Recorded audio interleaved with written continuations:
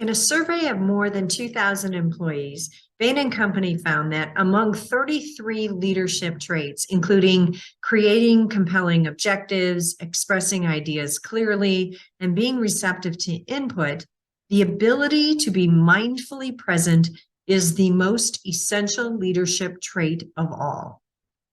Now, recently, I was anything but present when visiting the local dollar store to pick up some office supplies for my co-working and conference center. Now, the glassware caught my eye there, and I carefully put them in the shopping cart. Now, as I finished checking out, I grabbed the bags and gently picked them up, making sure not to, bump the bags while walking out to my car.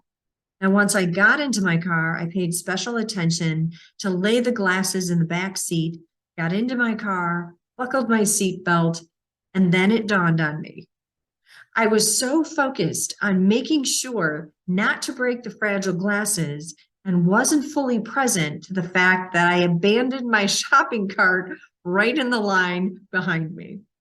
And in that moment, I had one of those facepalm moments, realizing the impact it had on the people behind me. Now, we've all had that moment when we are completely oblivious to what's happening around us. We lose sight of the big picture. And we think that, gee, if I only had more time, it would cure our being present. Well, as a leader, you might even think that you need to spend more time with your employees to engage them. The reality is, if you could spend all the time in the world with them and still fail to be effective in engaging them, especially if your mind is on another project. If you try to send an email while your team member is trying to talk to you or preoccupied with the call you need to make to a customer. See, if you're consumed with other activities, leave the room to deal with an issue while your team member is talking, or you're listening to respond when someone is talking, you're not fully present. And as a result, your team may feel unheard, may feel dismissed, or even feel that you don't care what they have to say, even though you might be spending more time with them.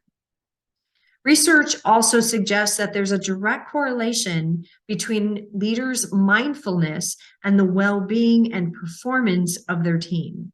In other words, the more the leader is present with their team, the higher their performance. And as a leader, it's your responsibility to show up and be present. Now, there are a number of rituals or habits to become mindful with others.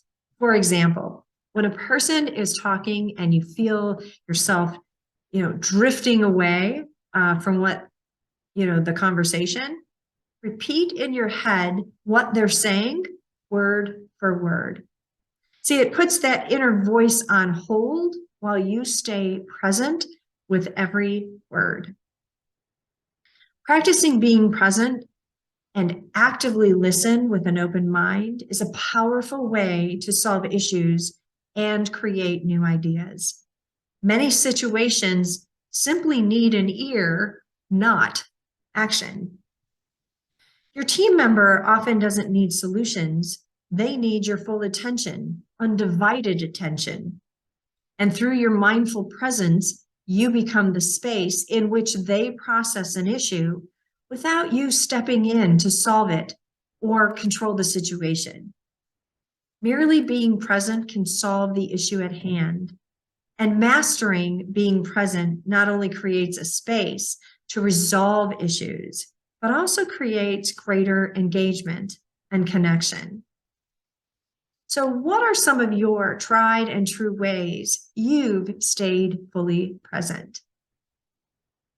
I'm Lisa Manini. Until next week, create a great life.